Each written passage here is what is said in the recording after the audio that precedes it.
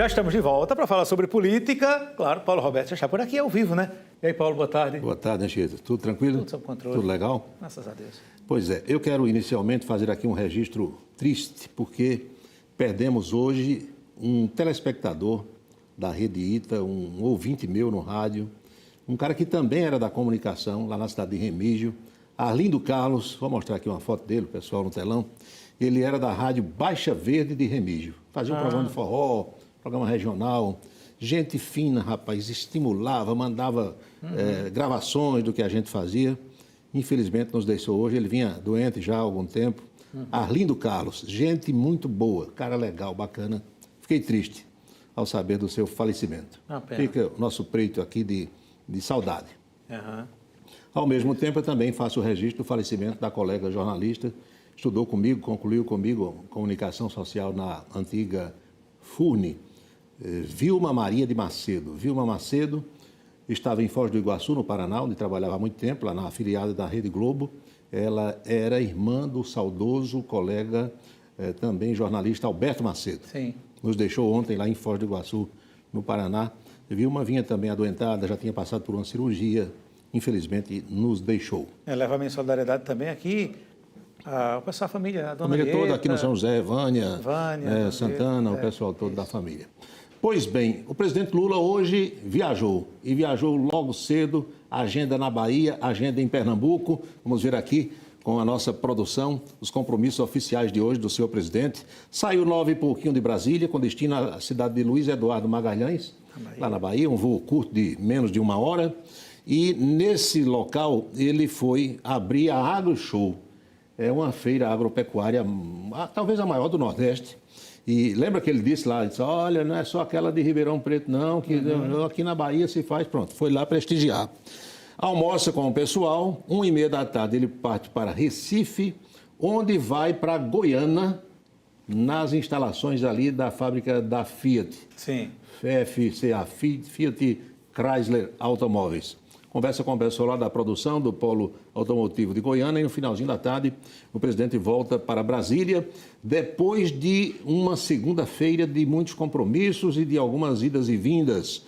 Ontem nós divulgamos aqui a agenda do presidente, teve aquele compromisso do Dia Mundial do Meio Ambiente. Lá estava o governador da Paraíba, João Azevedo, eram só 3 governadores presentes, João era um deles. E o presidente Lula, no final da tarde, chamou, convidou, depois de ter conversado de manhã com o presidente da Câmara, Arthur Lira, ele convidou os líderes partidários para uma reunião no Palácio do Planalto. Ninguém foi. É uma resposta, né? De acordo com aquilo que Arthur Lira tinha dito de manhã, disse, olha, conversa com o pessoal.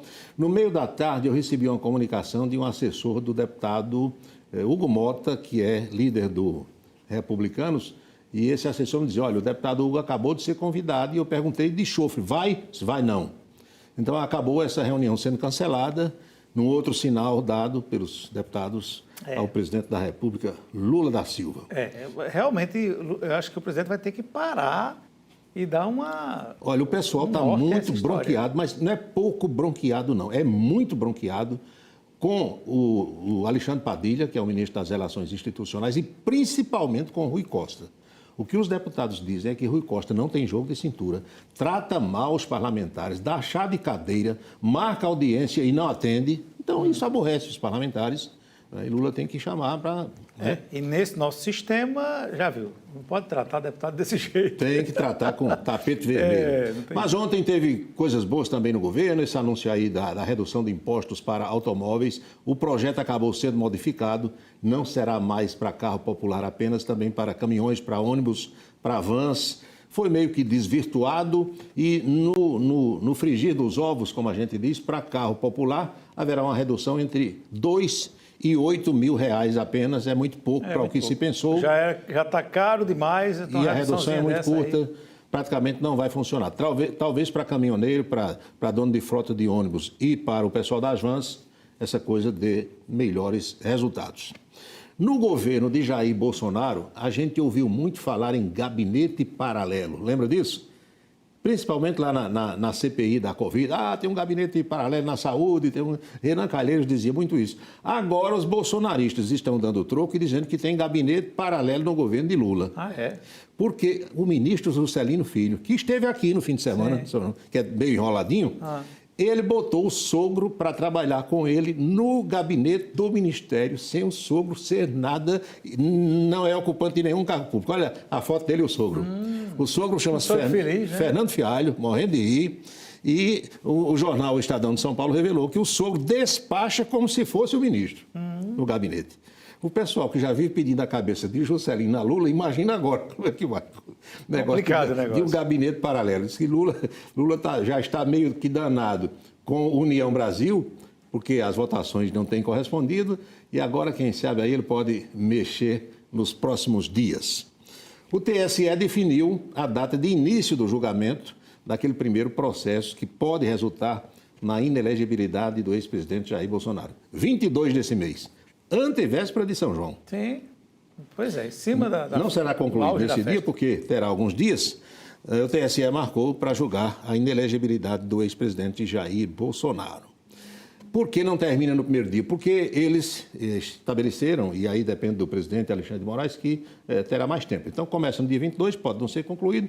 Talvez lá para a fogueira de São Pedro saia um resultado dessa situação. Há um clima de expectativa do próprio ex-presidente Bolsonaro, também do pessoal do Partido Liberal, porque se ele ficar em inelegibilidade, é o que todo mundo imagina que vai acontecer, o partido precisa pensar num plano B. E por falar em PL, Bolsonaro, e a gente lembra de Valdemar Costa Neto, que é o presidente da legenda, Ricardo Salles, que foi ministro do Meio Ambiente lá no governo Bolsonaro e que é deputado federal por São Paulo, aliás, é o presidente da CPI do MST, anunciou ontem que não será mais candidato a prefeito de São Paulo nas próximas eleições. Ele estava ensaiando, né? Jogou lá um balão de ensaio para ver se colava. Parece que não vai dar certo. O nosso conterrâneo deputado Aguinaldo Ribeiro apresenta hoje o texto da reforma tributária, aquela que a gente escuta falar, olha, anos e mais anos.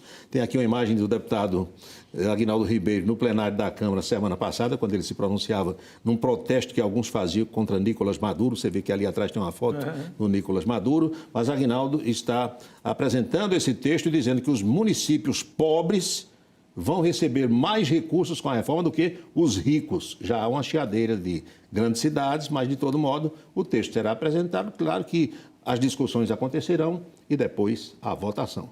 Mas Aguinaldo está hoje em tudo que é manchete de jornal, porque é uma função muito importante e ele vem debatendo isso já há alguns anos. Você lembra que ele ensaiou uma disputa com o atual presidente Arthur Lira, lá no primeiro mandato de Lira, para a presidência da Câmara, e aí foi colocado na geladeira. Mas aí hoje tudo foi pacificado, os dois são do mesmo partido, progressistas, e Aguinaldo está com essa função importante. Pois é.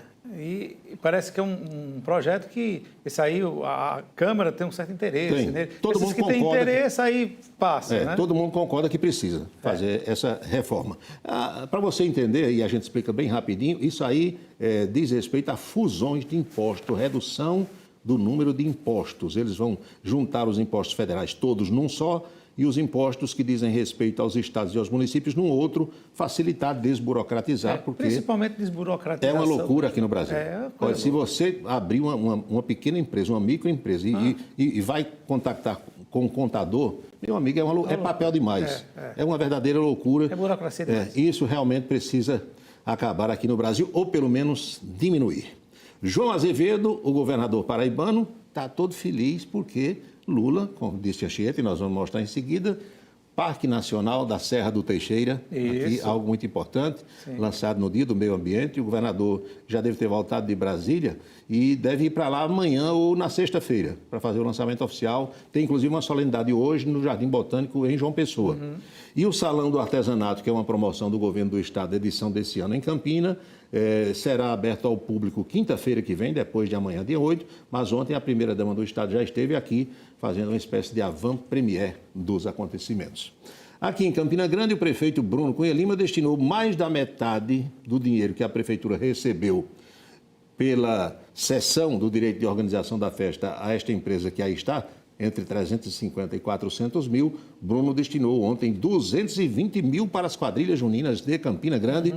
Olha a foto que o Sinaldo Luna separou para a gente mostrar aí de Bruno com o pessoal. E tem um cheque tamanho família, meu amigo. Olha o tamanho do cheque. É, checão. 220 mil. E o pessoal das quadrilhas realmente precisa, né?